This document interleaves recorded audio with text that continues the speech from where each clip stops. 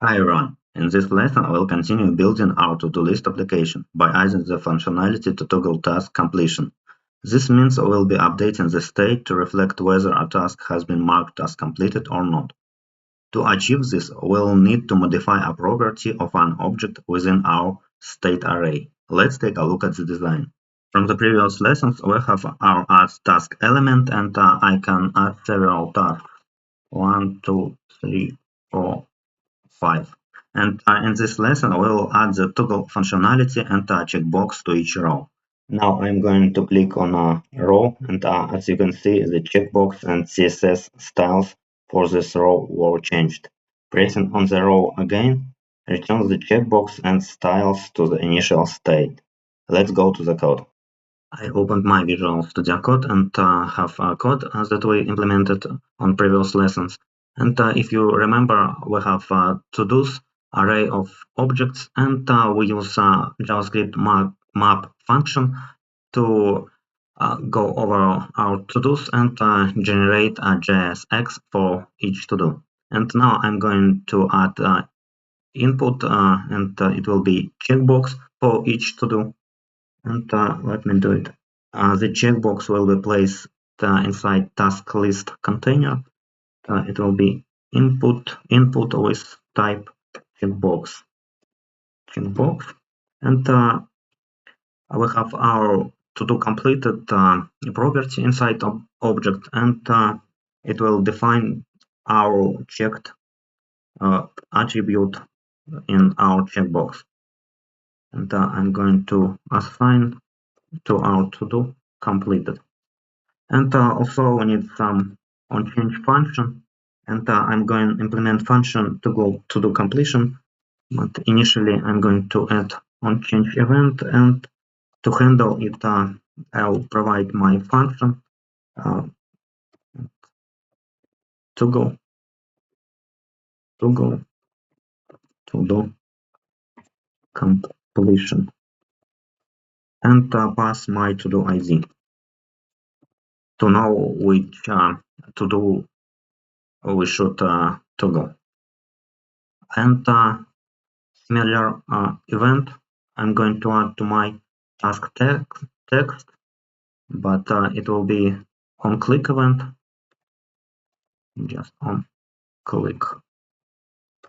Okay, and now we need to implement this toggle to do completion function. It will be arrow function const, and it will have to do ID as parameter, and we need to implement code. I'm going to create new to-dos, and I use my JavaScript map function. We have our array of objects in to-do state. I'll add map, and for each to-do, we will implement the function, and we need to check if current to-do ID equals provided to-do ID. Then we need to toggle completed property, and we return new object, and using object destructuring, I'll provide to do and change completed state to just toggle the previous state completed, and it should return our new object with changed completed state. And if our to-do ID is not equals to provided to-do ID, then we just return to-do. And inside new to-dos will be previous to-dos, but for provided to-do ID, completed state will be toggled. And now I can set this to-dos. Set to-dos. We have state function that change the state, and I'm going to add new to-dos. And we can change this new tasks to new to-dos and handle delete task, and we can change also handle delete to do because we remove to do completely, and also here. And I'm going to save, and let's check what we have.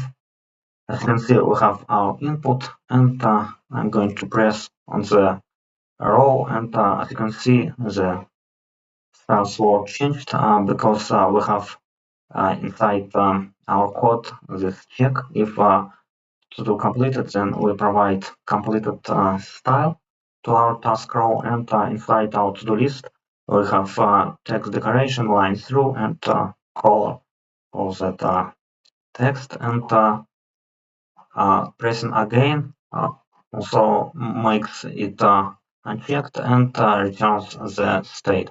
But we need to modify state, like modify styles to change background color and make this checkbox bigger. And also, as you can see, we have delete button also crossed, but we don't need this behavior. And let's change the styles.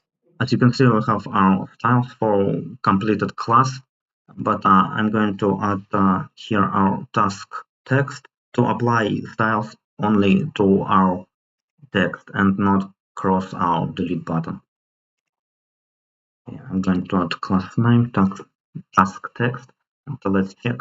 As you can see, we don't have crossed delete button, and now we can add styles for our task row to change background color, and also task row, and if it has completed class, then background color will be something like that.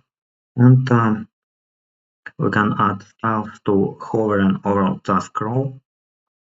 And I'm going to use task row and hover pseudo class and add background color like that, and make cursor pointer. And let's check. As you can see, background color was changed, and hovering over row also changes the background color. So I can add more tasks, delete some, and select, and click on checkbox. And we need to make the checkbox bigger. And I'm going to use my task row. It's a class task row, and inside this row we have input, and we have only one input, and I will just add input inside task row and use transform and scale function and increase my checkbox by 1.5. Let's check.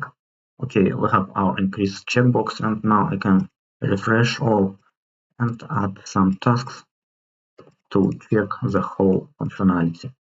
Okay, I pressed, and the text, I can add bigger text, and the text was crossed, and checkbox was checked, and we can remove task and unchecked. And that's all that I have. If you like the video, subscribe to my DevWebApp channel. Thank you for watching. Goodbye.